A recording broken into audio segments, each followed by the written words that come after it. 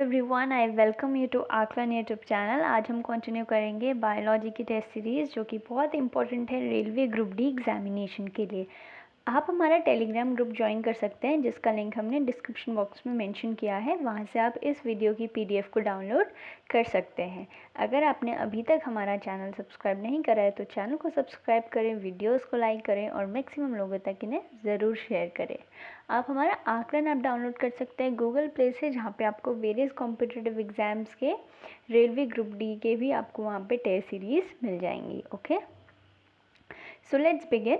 सबसे पहला क्वेश्चन है, निम्नलिखित में से किस पौधे की जड़ों पर ग्रंथियाँ नोड्यूल्स पाई जाती हैं? तो आपको बताना है ऐसे पौधे जिनकी जड़ों पर क्या पाई जाती हैं, ग्रंथियाँ। ठीक है, ऑप्शंस हमारे पास हैं पोटैटो, टोमेटो, मक्का और मटर।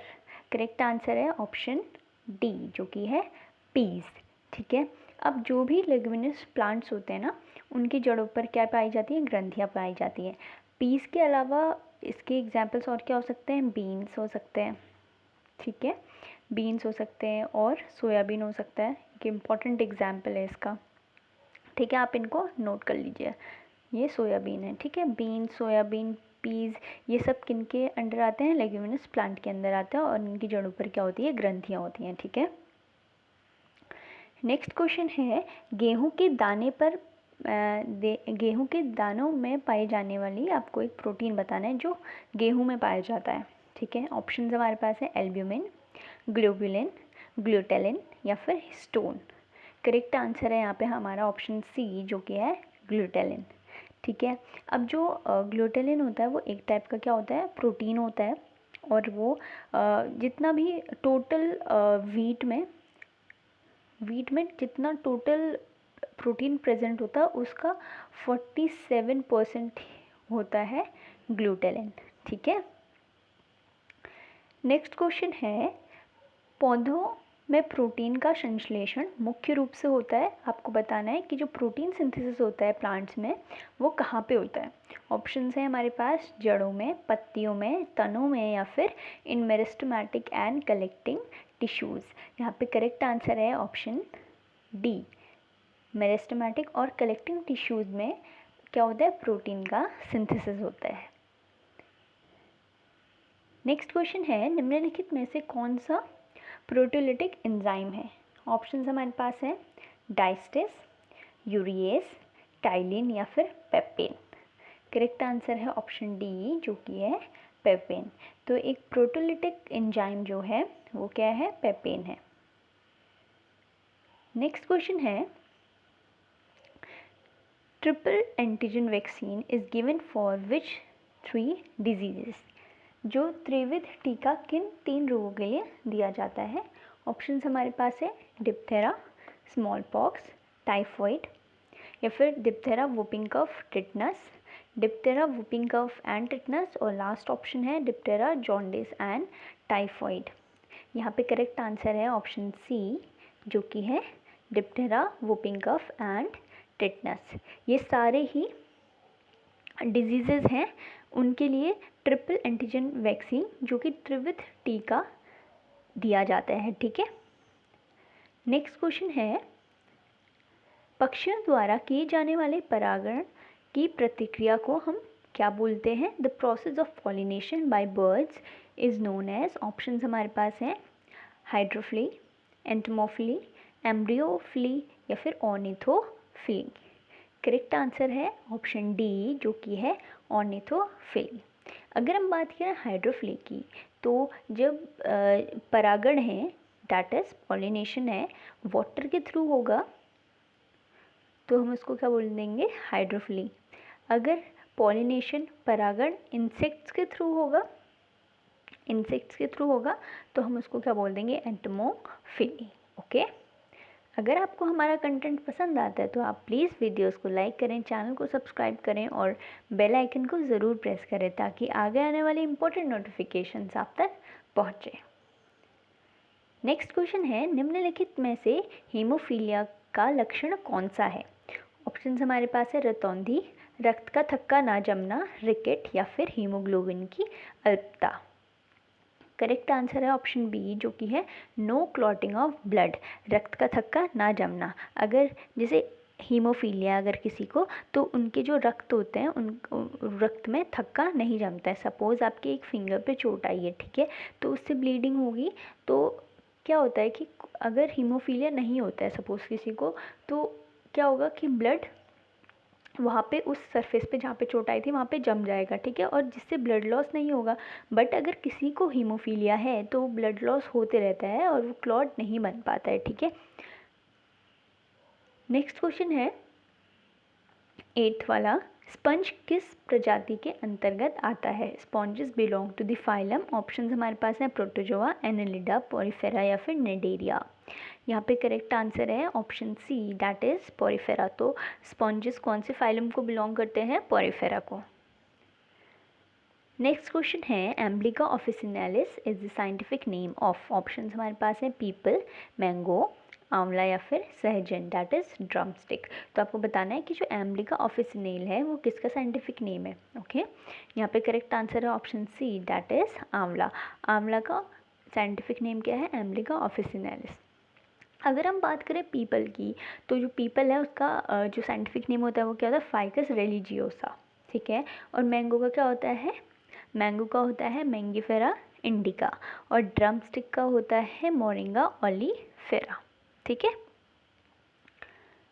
नेक्स्ट क्वेश्चन, चेचक के लिए टीके का विकास किया गया था। Who develop the vaccine for small pox? Option हमारे पास है मिल्स्टीन, एडवर्ड जेनर, ली पैस्चर या फिर इनमें से कोई नहीं। करेक्ट आंसर है ऑप्शन बी जो कि है एडवर्ड जेनर। तो फिर स्मॉल पॉक्स के लिए वैक्सीन किन्होंने डेवलप किया था? एडवर्ड जेनर ने। ओके, आप हमारा टेलीग्राम ग्रुप ज्वाइन कर सकते हैं जिसका लिंक हमने डिस्क्रिप्शन बॉक्स में मेंशन किया है। वहाँ से आप इस वीडियो की पीडीएफ को डाउनलोड कर सकते हैं। नेक्स्ट क्वेश्चन है सर्वप्रथम विषाणु की खोज किसने की थी? तो आपको बताना है who discovered the virus first. Option हमारे पास है इवानास्के, एडवर्ड जेनर, लिनियस या फिर स्मिथ। करेक्ट आंसर है ऑप्शन ए जो कि है इवानास्के।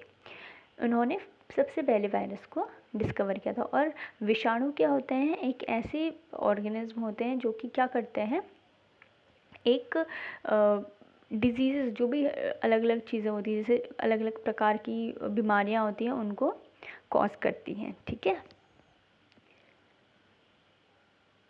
नेक्स्ट क्वेश्चन है निम्नलिखित में से कौन सा रोग जीवाणु संक्रमण के कारण होता है?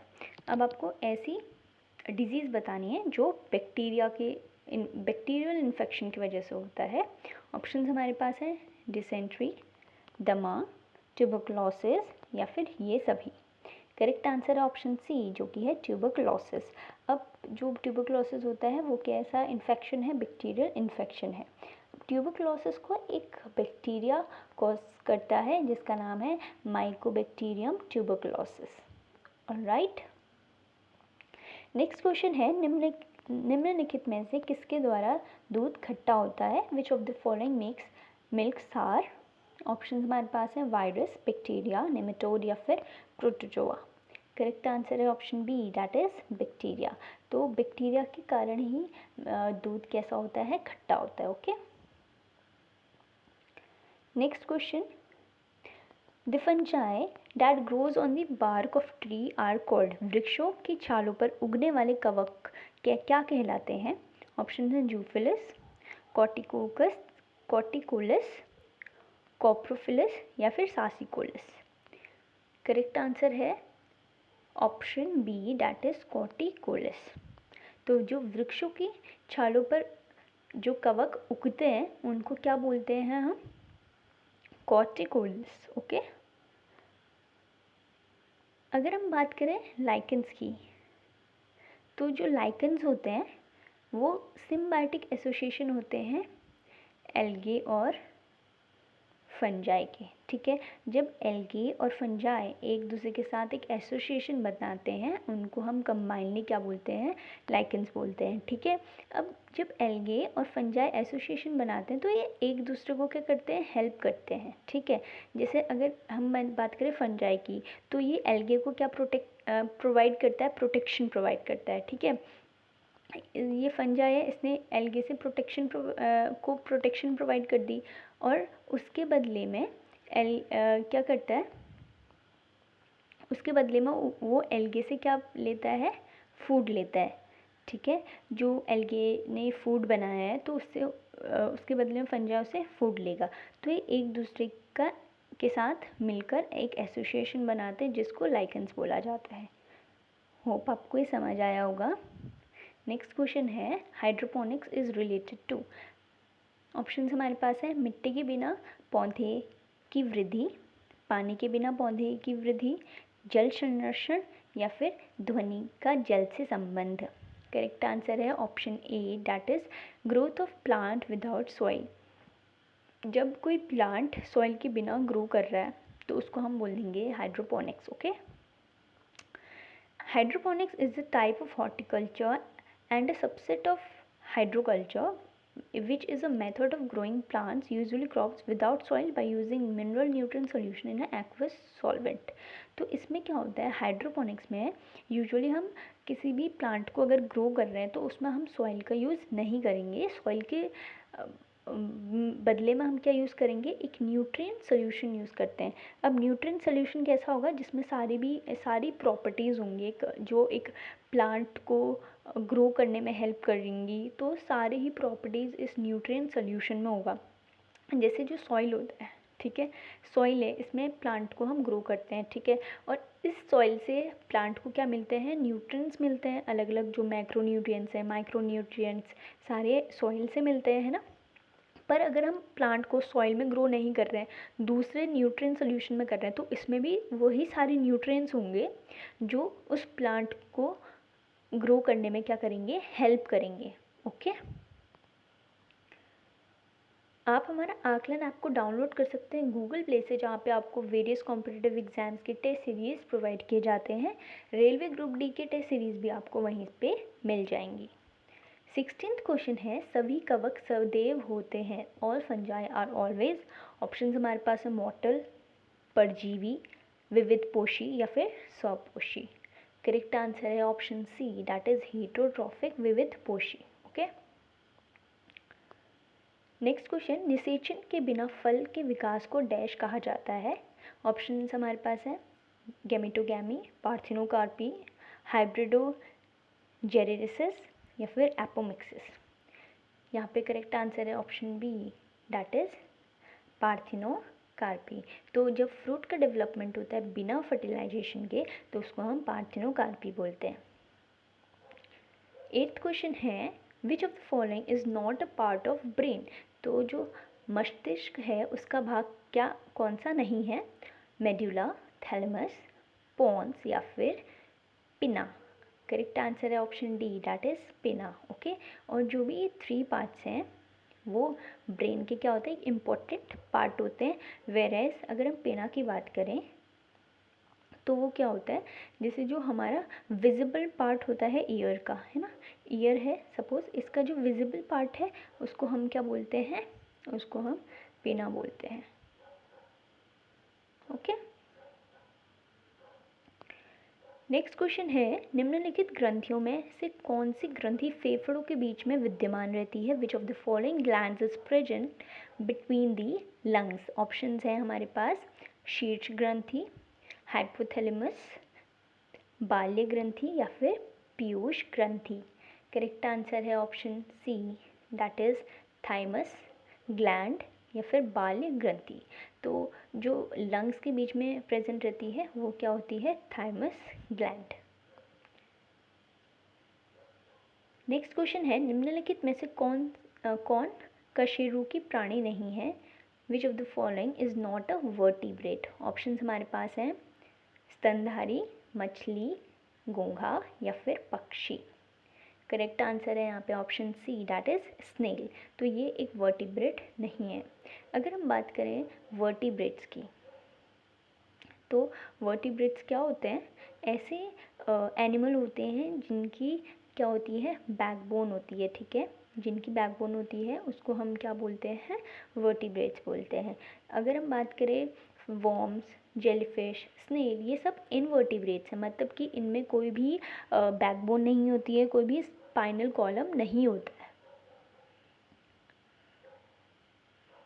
मैं आपसे रिक्वेस्ट करना चाहूँगी कि अगर आपको हमारा कंटेंट पसंद आता है तो आप प्लीज़ वीडियोस को लाइक करें, चैनल को सब्सक्राइब करें और बेल आइकन को ज़रूर प्रेस करें ताकि आगे आने वाली इंपॉर्टेंट नोटिफिकेशंस आप तक पहुँचें। 21st क्वेश्चन है, मानव शरीर में कुल कितनी हड्डियाँ होती हैं? ऑप्शन है 206, 103, 309 या फिर 412। यहाँ पे करेक्ट आंसर है option A, that is 206। Next question है, पेड़ों में ऊर्जा उत्पन्न करने की प्रक्रिया को डैश के नाम से जाना जाता है? The process of producing energy in plants is called. Option हमारे पास हैं अवशोषण, अवकरण, प्रकाश संश्लेषण या फिर वाष्पीकरण। करेक्ट आंसर है option C, that is photosynthesis, प्रकाश संश्लेषण। अब फोटोसिंथेसिस में क्या होता है, जब भी कोई प्लांट होता है वो sunlight, water, carbon dioxide in सभी का यूज़ करके ऑक्सीजन और एनर्जी को प्रोड्यूस करता है, तो उसको हम क्या बोलते हैं, उस प्रोसेस को हम बोलते हैं प्रकाश संश्लेषण या फिर फोटोसिंथेसिस। नेक्स्ट क्वेश्चन है, निम्नलिखित में से किसकी कमी के कारण रक्त का थक्का नहीं जमता? Deficiency of which of the following causes non clotting of blood? Option हमारे पास है vitamin C, vitamin K, vitamin E या फिर विटामिन B12। यहाँ पे करेक्ट आंसर है option B, that is vitamin K. हमें यहाँ पे बताया गया है कि जो विटामिन सी होता है वो सिट्रस फ्रूट्स और वेजिटेबल्स में पाया जाता है, और अगर विटामिन सी की कमी होती है तो स्कर्वी होता है। ठीक है, स्कर्वी का मतलब जब मसूड़ों से खून आने लगता है। ठीक है, और वो किसकी कमी की वजह से होता है? विटामिन सी की कमी से होता है। अगर हम बात करें विटामिन ई, तो विटामिन ई की अगर कमी होगी तो क्या होगा, जैसे poor transmission of nerve impulses, मतलब नर्व इम्पल्सेस अच्छे से ट्रांसफ़र नहीं हो पाएंगे और जो मसल्स होती हैं उनमें वीकनेस होगी, है ना, और डीजनरेशन ऑफ रेटिना भी हो सकता है जिसके वजह से क्या होता है, ब्लाइंडनेस आती है। ठीक है, नेक्स्ट क्वेश्चन है, अमीबा डैश प्रजाति के अंतर्गत आता है? Amoeba belongs to the phylum. Option है प्रोटोजोआ, एनेलिडा, पोरिफेरा या फिर प्लेटीहेल्मिन्थिस। करेक्ट आंसर है option A, that is protozoa. तो अमीबा कौन से फाइलम में आता है? प्रोटोजोआ में आता है। नेक्स्ट क्वेश्चन है, delonix regia rafin is a scientific name of? Option है बेनिन, गुलमोहर, इमली या फिर चीकू। करेक्ट आंसर है यहाँ पे option B, that is gulmohar. तो जो डिनोलिक्स रीजिया रेफिन होता है वो किसका साइंटिफिक नेम होता है? गुलमोहर का। ठीक है, अगर हम बात करें बैनियन का, जो बैनियन का साइंटिफिक नेम होता है वो होता है फाइकस बैंगनेंसिस। टेमरिंड का क्या होता है? टेमरिंड का होता है टेमरिंडिस इंडिका। ठीक है, tamarindus indica. And if you talk about chikoo, तो चीकू का क्या होगा? मनीगारा जेपोटा, ये इसका साइंटिफिक नेम होता है। तो आप जो भी ऑप्शंस हैं, बैनियन, टेमरिंड, गुलमोहर का तो आपको पता ही है यहाँ पे दिया हुआ है, और चीकू, इन तीनों के ही जो बोटैनिकल नेम्स हैं उन्हें लर्न करिएगा। Okay, so this was for today, thank you everyone. At last I would like to request, अगर आपको हमारा कंटेंट पसंद आता है तो प्लीज़ वीडियोस को लाइक करें, चैनल को सब्सक्राइब करें और बेल आइकन को ज़रूर प्रेस करें ताकि आगे आने वाले इंपॉर्टेंट नोटिफिकेशंस आप तक पहुँचे। आप आकलन ऐप को डाउनलोड करें गूगल प्ले से, जहाँ पे आपको वेरियस कॉम्पिटिटिव एग्जाम्स के टेस्ट सीरीज़ प्रोवाइड किए जाते हैं। Thank you and have a good day.